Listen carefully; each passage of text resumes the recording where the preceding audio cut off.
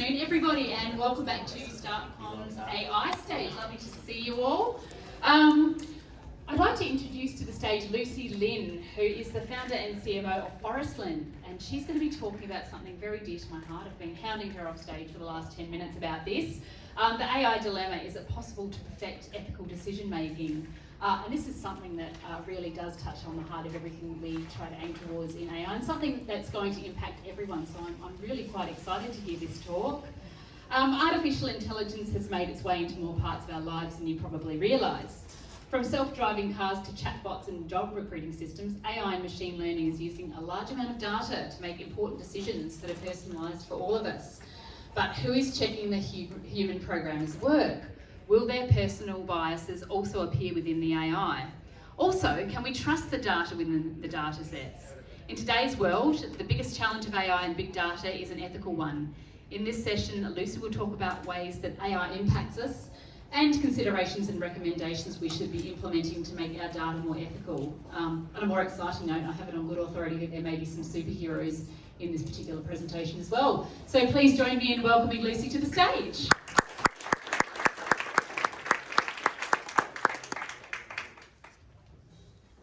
Thank you, Ali. Can everyone hear me? Great. The ones at the back, if you want to move closer, that'll be great too. Don't mind. Thank you so much for attending this session. I know we're on after lunch, so everyone's probably feeling a bit, fed, which is great. So hopefully I'll get your attention. But I'm really excited to be here at StartCon today. I'm really passionate about this topic, as Ali mentioned. And the topic is about AI, ethics, and big data. And the name of my topic is the AI dilemma: is it possible to perfect ethical decision making? So let's get on with it. It's 2019 and AI really has made its way into more of our lives than we possibly realise. From self-driving cars, chatbots, recruiting, job recruiting systems, AI and machine learning has been using a large amount of our data to make important decisions that's personalised for us. But really, who's checking the programmer's work?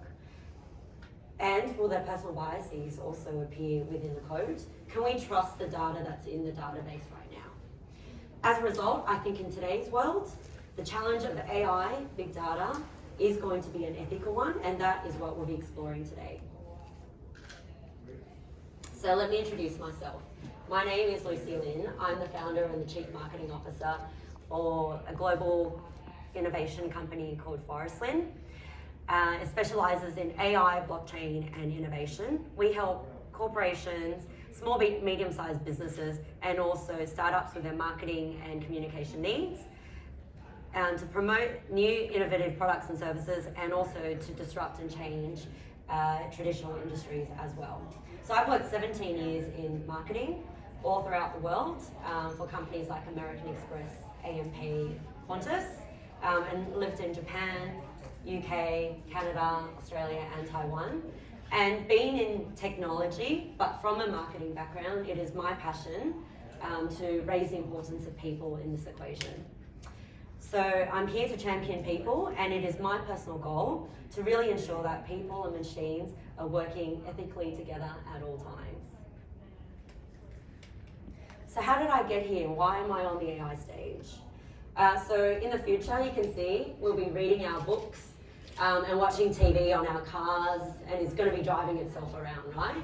But prior to starting my own global marketing consultancy, I was a data collection expert for a maps company. And when you think about mapping, this provides location data to all the car manufacturers in the world. So it doesn't matter if you're driving a Mercedes, BMW, Toyota, Kia. This company was providing all the location data to all the sat-nav systems. And it was my job, really, to collect data for the maps. And I attended all the data, IoT, smart city conferences. These cars are not driving themselves, these autonomous vehicles. They're going to need a map to help them do so. And as a result, I thought a lot about, well, what is the ethics behind making these decisions of these cars when it's driving around by itself? And what I'd like to outline today is how can we make some more ethical decisions as business leaders? So I've listed out the agenda of today's talk. We will be talking about what is the ethics of AI and big data, what does it mean to be ethical, 6 commandments of ethics and AI, what is the business of ethics, how are ethical decisions making affecting businesses, what are some main ethical AI concerns, some AI failures that I've seen, which I think are a little bit amusing and funny, and then my personal recommendations and solutions on how we can make more ethical decisions in our decision making. So the talk will be about half an hour. So we're on the AI stage, and according to BWC research, AI would potentially fuel the global economic growth of $17.7 trillion. That's with a T, in just over 10 years by 2030. That's a lot, a lot. But before we move on, I'd like to tell everyone that I am doing a talk about data and AI, and I just thought it was only appropriate that I'm going to be theming my talk to superheroes and my favorite sci-fi films. And it's been on my bucket list to feature Keanu Reeves in one of my presentations. So I'm pretty happy right now, because Matrix is my favorite sci-fi film. So back to being serious. What does Professor Stephen Hawking say about AI? He says, success in creating AI will be the biggest event in human history. Unfortunately, it will also be the last unless we learn how to avoid the risks. And there are many. But first, let's understand what is ethics, AI, and big data, and what this all means, and why it is such a game changer. Just like Steven Spielberg's movie, AI, where I bawled my eyes out the entire time, I think we need to understand what is morally right and what is morally wrong. Some definitions of what ethics is. According to the Merriam-Webster dictionary, it is a discipline dealing with what is good and what is bad and what is a moral duty and obligation. According to the Cambridge Dictionary, the study or a set of beliefs is what is morally right and wrong. But who sets these rules of what is right and what is wrong? Is it the society? Is it the government? Is it your organisation? And a definition for every single scenario has always been one of the hardest things to determine when it comes to ethics. And that's why this topic is quite hard to also comprehend as well. So let's have a look at what the government says in terms of what is ethical AI. According to the Department of Industry, Innovation and Science, they have the 6 commandments of what is ethical AI. First and foremost, it needs to generate more benefits than the costs. Secondly, we need to follow legal, compliance and regulatory, we need to follow the regulatory and legal compliance that they set out. Thirdly, ethical AI needs to be fair and exercised at all times. Fourth, it mustn't do any harm. Fifth, privacy needs to be protected and being in consideration. And lastly, we need to ensure that AI is transparent, and companies will also need to be held accountable in terms of what they are doing and how they're implementing their AI and their databases for us in the future. So now knowing these guidelines, how does this apply to us as business leaders? And how does ethical decision affect businesses? Well, when you have a more ethical business, you're going to get more customers, meaning that ethical companies attract more customers to organizations, products and services. A report by Nielsen says that 76% of millennials will actually pay more money for products and services which are more ethical. This translates into an increase in profits and sales. And this is a trend, this is definitely going to be more trending in the future. When you have a more ethical company, you're going to have increased employee loyalty as well. Employees like to work for ethical companies who are going to stay longer, and they're going to feel like their values are more aligned as well. This will reduce labour turnover and will also increase your productivity in your workforce as well. When you have an ethical company, employee recruitment is going to become easier because ethical companies and decision making will increase the attractiveness of your prospects wanting to work for your businesses. Thereby, this will decrease your recruitment expenses and it will enable businesses to hire the best talent in your industry. And as a result of having more customers, you're going to have increased loyalty of your employees. You're also going to increase your profit margin as well. Because having all of this will increase your reputation in the industry, and being ethical will attract more investors and ensure that the company's organisation stock price is held high, which will in turn keep it from being susceptible from potential takeovers as well. But what's holding up the AI adoption in companies right now? In a poll conducted by PwC, it says that 76% of CEOs are concerned about bias and the lack of transparency in organisations. All right, so here comes trouble. The best cyborg film in history, in my opinion. So in Terminator 2, Arnie's Terminator was programmed as a good guy, right? And he protected John Connor. But in Terminator 1, if you remember, he was actually the baddie and the villain. So AI and machine learning, it works how we program it to be. So let's talk about some of the problems we face when we make bad, unethical decisions into our databases and our AI systems. And let's talk about the main issues of AI that's involved. So like Minority Report, another great movie, machines are used for predictive analytics and they're going to be predicting our future. But can you trust that information and that data? Who owns this data? Can you believe if there's completely eliminated from human bias? And how does this affect the global economy and the distribution of wealth and resources as well? From a data perspective, the issue of trust is one that is very prominent the last few years, especially with all the data breaches that we've been seeing from big companies and organizations. In 2013, Target had the second largest data breach when 40 million credit card and debit card numbers were stolen. And even worse, Equifax had 145 million customer data lost to cyber criminals, including full names, addresses, social security numbers, birth dates, and the driver's license details as well. Can you imagine? So consumers always trust that the companies will keep their data safe and do the right thing. From an AI perspective, in 2019 stats by Forbes, it reveals that 50% of Americans are optimistic and informed about AI. However, the other 50% are fearful and uninformed about AI. The ones that are optimistic and informed, they already know that AI is part of our everyday lives. We're already using it in our personalised websites, and Netflix is already making recommendations for us, as is Spotify. The other 50% who is uninformed and fearful of AI, they're thinking it is all about the self-driving cars and the cyborgs, and they're getting this from films and movies and social media. So in this example, which one are you? Are you optimistic like Wally with a happy face? Or are you fearful that AI is going to take over the world and your job, just like HAL 9000 in 2001 Space Odyssey? Another ethical issue is data ownership.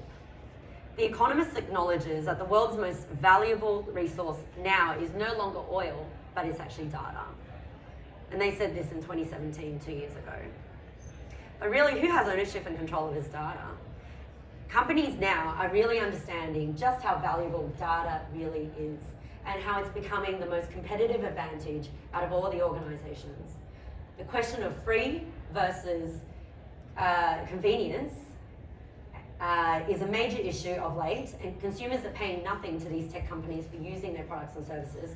But what are we doing instead to give them is information about ourselves. So it's that trade-off, right? Incidents like Facebook and Cambridge Analytica data scandals demonstrates the impact of privacy breaches and the problems that's arising with the misuse of our data. Who owns this data and how is it used by AI technology? The question of free versus convenience, who is controlling this data ownership? Facebook likes to think that we own this data, but it's our personal information. Shouldn't we have control over this?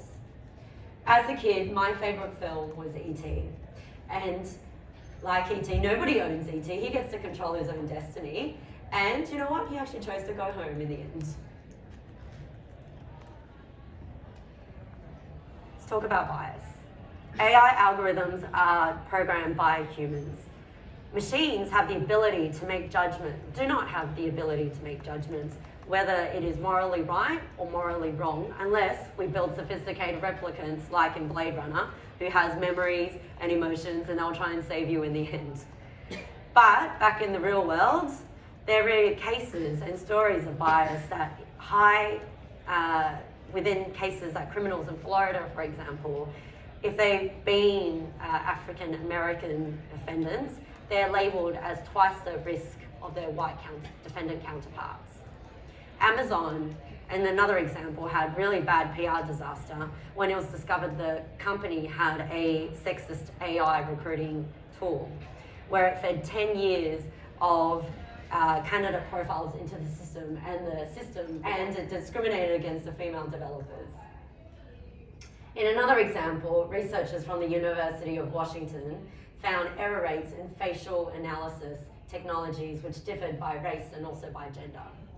In the experiment for CEO search results, only 11% of top images showed up as CEO for females, whereas in reality, 27% of US CEOs were available at the time. So it showed a distinct discrimination there too. I think also a lot about wealth distribution when it comes to AI. And according to a study at Cornell University, a total of 195 countries, the top global AI startups in 2018 were only located in 13 countries, which is only 6.6% of countries on Earth. The US is leading this revolution where a majority of all these top AI startups are located in Silicon Valley. And really, I think there is going to be a wide divide of AI global distribution, and it has the potential to really deepen inequality between economics, cultural, societal sectors, and it's going to impact education, income, living standards in our businesses as well. Which really makes me think back to one of my other favorite childhood movies, Back to the Future, and the main character, Marty McFly, and how he had the latest technology of a hoverboard, right? So he doesn't have to walk, he could just fly everywhere. And is a lot faster and more efficient. However, other countries aren't using that. They have to use their feet and it's a lot slower and they're not progressing as fast. So whereas technology offers high reward, it does also have high initial implementation transactional costs involved and it's much harder. So it will create a digital and economic divide between nations. I couldn't help but wonder if the rich is going to get richer and the poor is going to get poorer in this instance as well. So bring it back to humans and technology. Tim Cook is the CEO of Apple, and he says, what all of us has to do is to make sure we're using AI in a way that is benefit to humanity, not to the detriment of humanity. So if we don't think about it from a human aspect, what will actually happen? We're going to see some AI and data failures. Not everything will work out. And just like catching new dinosaurs and creating an amusement park like Jurassic Park, it doesn't always work out. So let's look at some failures when it doesn't consider the human aspects. Google Photos. Google Photos has an AI feature where it uses 3 different images, and what it does is it merges these 3 images into a panoramic image. So it took 2 images from scenario and 1 of a person, and then merged it together to then have this peak-like giant peering from the forest. This photo was first uploaded onto Reddit, and it's since received 202,000 upvotes. Social media has really mocked Google's smart blending as not very smart. Chinese jaywalker, billionaire jaywalker. Traffic police in major Chinese cities are looking to address jaywalking, basically, and they're deploying smart cameras on every single intersection and street corner to identify jaywalkers, and then will publicly shame them on big screens on side of buildings. What happened is that there was a passing bus, that was going by, and they put that as a mistake, and they identified him as a jaywalker. Since then, the police has come out and apologized because it went viral on social media in China, and it wasn't and it was a bit of a failure for them. And lastly, Alexa also had a bit of a failure as well, when voice actually goes wrong. So what happens if your voice picks up a request that's made on TV? You may end up with a very expensive dollhouse. Let's watch this video about Alexa Echo video fail. This new Echo device can do whatever you tell it to do, including buy stuff. But one local Milford woman just discovered why the fact that it's always listening can cause you expensive problems. Barb Schiller got an Amazon Echo over the holidays and loves it for the most part. Alexa, play some soft music. Alexa, as Amazon calls the digital assistant inside the Echo, is like a personal butler. Here's a station for soft music.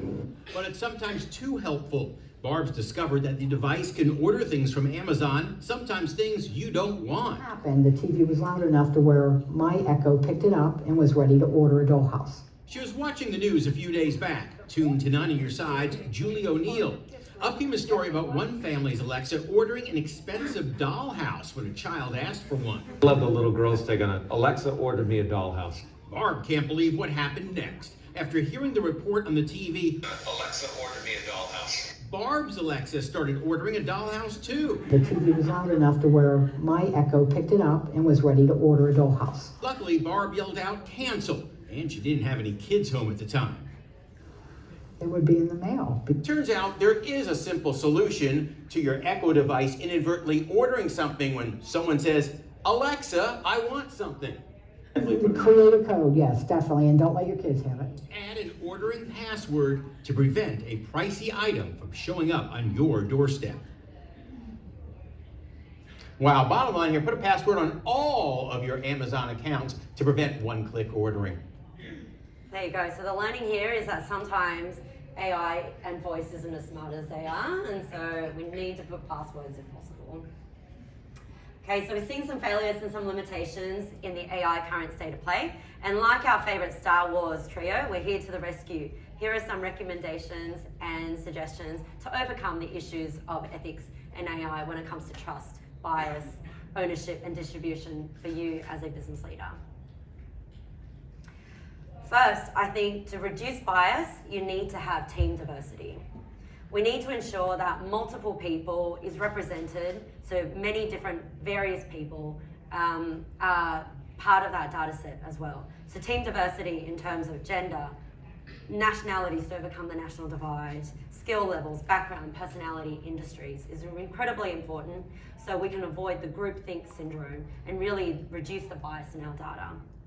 Secondly, to reduce data, we need to use a variety of data sources.